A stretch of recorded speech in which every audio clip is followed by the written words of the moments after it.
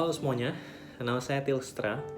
Jadi saat ini saya ingin memberikan suatu kesaksian mengenai bagaimana saya berkenalan dengan Alkitab dan bagaimana Alkitab sangat-sangat berdampak dalam kehidupan saya.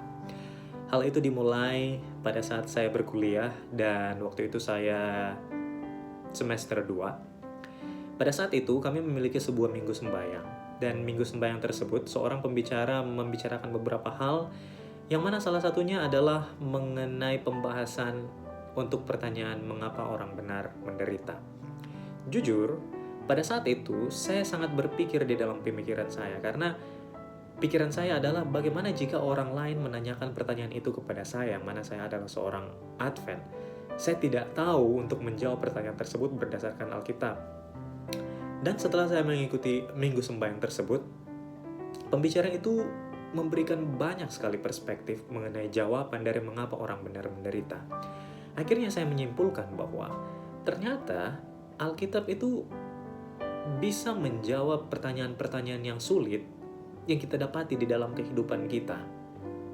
Dan akhirnya, masuk beberapa saat kemudian, pada saat saya tingkat 3, kami diharuskan untuk mengambil kelas agama.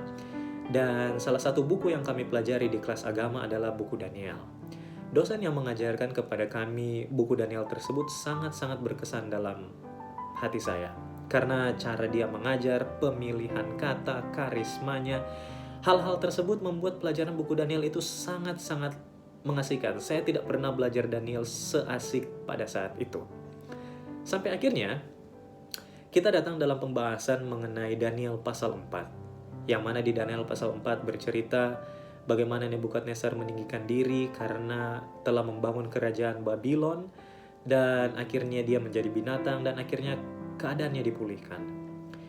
Setelah atau pada saat saya mengikuti pembahasan mengenai Daniel 4 itu, saya berpikir dalam pikiran saya, kok bisa cerita seperti ini saya baru tahu. Saya lahir di Advent. Untuk cerita di buku Daniel yang saya hanya tahu adalah cerita mengenai mimpi Nebukadnezar dan pada saat Sadrak, Mesak, dan Abednego dibuang ke dapur api. Kok bisa cerita seperti ini yang mana saya besar di agama ini, besar di denominasi ini dan saya tidak tahu mengenai cerita ini. Dan saya langsung menyimpulkan bahwa ternyata masih banyak hal-hal di Alkitab yang saya sangat-sangat belum tahu. Dan akhirnya maju beberapa saat ke depan, pada saat saya telah ditamatkan, saya datang ke Jakarta untuk bekerja. Dan di Jakarta ini sangat-sangat berkesan karena di sini saya bisa mendapatkan sebuah kemajuan kerohanian yang menurut saya itu sangat-sangat berdampak dalam kehidupan saya. Contohnya adalah pada saat saya datang bekerja di sini, saya memutuskan untuk beribadah. Dan akhirnya saya mengikuti kelas sekolah sahabat. Dan di kelas sekolah sahabat itu ada seorang teman saya yang sangat berkesan bagi diri saya.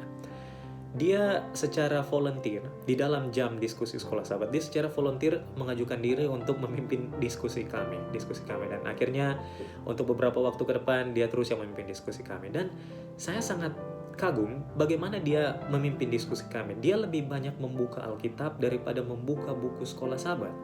Dan karena dia melakukan hal tersebut, itu sangat menggairahkan bagi diri saya juga untuk membuka Alkitab. Yang mana saya pada saat itu masih belum memiliki Alkitab saya secara pribadi, dan akhirnya saya memutuskan untuk membelinya. Dan akhirnya pada saat teman saya tersebut memimpin diskusi kami karena lebih banyak membuka Alkitab, jadi saya juga ikut-ikut untuk membuka Alkitab. Dan sangat-sangat mengasihkan bagaimana cara dia memimpin diskusi kami. Dan akhirnya saya juga berkenalan dengan suatu organisasi yang memiliki suatu konferensi yang diadakan setiap tahun, yang mana di dalam konferensi tersebut mendorong orang-orang muda untuk mempelajari Alkitab dengan seksama dan dengan detail dan dengan kritis. Kalau bukan karena pengalaman-pengalaman seperti ini, saya tidak tahu bagaimana saya bisa berada sampai pada saat ini. Dan saya ingin membagikan suatu ayat di dalam 2 Timotius 4 ayat 2 dan 3. Di sana dikatakan, beritakanlah firman, siap sedialah baik atau tidak baik waktunya, nyatakanlah apa yang salah, tegurlah dan nasihatilah dengan segala kesabaran dan pengajaran. Karena akan datang waktunya orang tidak dapat lagi menerima ajaran sehat, tetapi mereka akan mengumpulkan guru-guru menurut kehendaknya untuk memuaskan keinginan telinganya. Yang berkesan bagi saya di ayat ini adalah Paulus menginstruksikan kepada Timotius untuk memberitakan firman.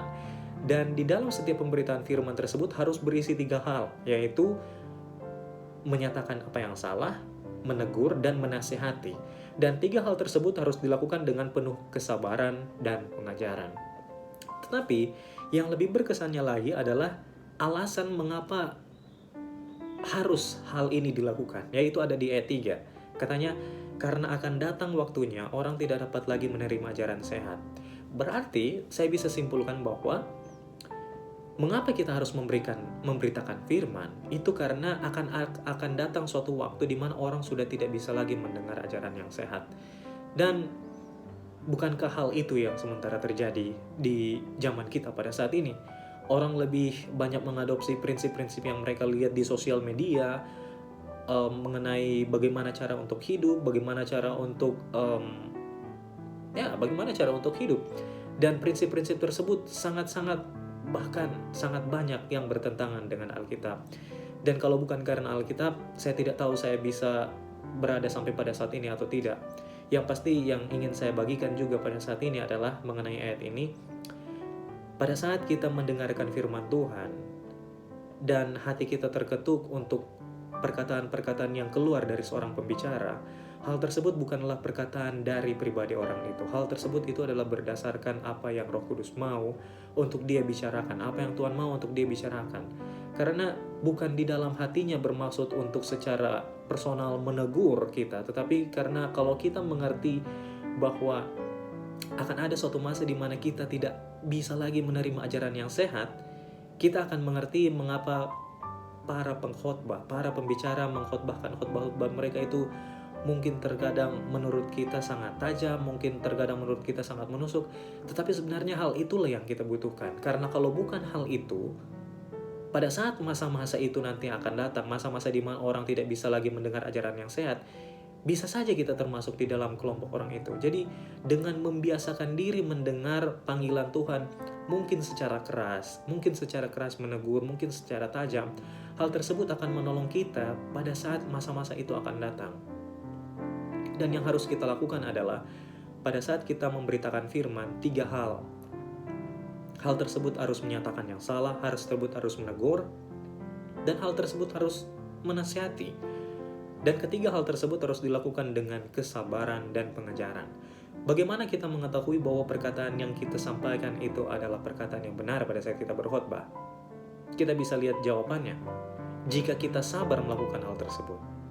Pada saat kita memberikan pekabaran untuk pertama kali, orang masih melakukan hal yang sama. Kedua kali, orang masih melakukan hal yang sama. Pertanyaannya, apakah kita akan masih mau melakukannya secara terus-menerus dengan melihat orang masih melakukan hal yang sama? Nabi-nabi Tuhan di Alkitab berkali-kali kembali untuk orang-orang yang sama dengan kesalahan-kesalahan mereka, dan mereka menegur secara terus-menerus. Itu karena kenapa? Itu karena mereka memiliki kasih kepada orang-orang itu. Jadi dengan firman Tuhan, saya bisa saksikan pada saat ini bahwa sangat-sangat berkesan dalam kehidupan saya dan merupakan suatu dasar bagi saya untuk mengambil keputusan. Setiap ada pertanyaan di dalam kehidupan saya harus berkonsultasi pertama dengan firman Tuhan. Saya harus mencari tahu di mana saya bisa menemukan cerita untuk pertanyaan yang saat ini saya sementara gumuli. Dan setelah saya menemukan hal tersebut, saya membacanya dan saya berdoa, Tuhan, apa yang Engkau mau saya untuk ambil dari cerita ini untuk dapat saya aplikasikan atau saya alami dalam kehidupan saya. Dan saya bisa saksikan ada banyak-banyak hal, dan semua hal tersebut berdampak bagi saya untuk membentuk saya sampai pada saat ini. Oleh karena itu, saya ingin mengajak kepada kita semua untuk lebih menghargai firman Tuhan. Karena kita mendapatnya dengan gampang pada saat ini. Kita bisa mendapatkan di aplikasi, kita bisa mendapatkannya di dalam buku. Dan dengan menghargai firman Tuhan itu akan lebih menolong kita untuk bisa mendapatkan prinsip untuk menjalani kehidupan yang lebih baik. Itu yang bisa saya sampaikan pada saat ini, dan saya berdoa kiranya pengalaman ini bisa menjadi berkat bagi kita semua. Saya bawakan dalam nama Yesus.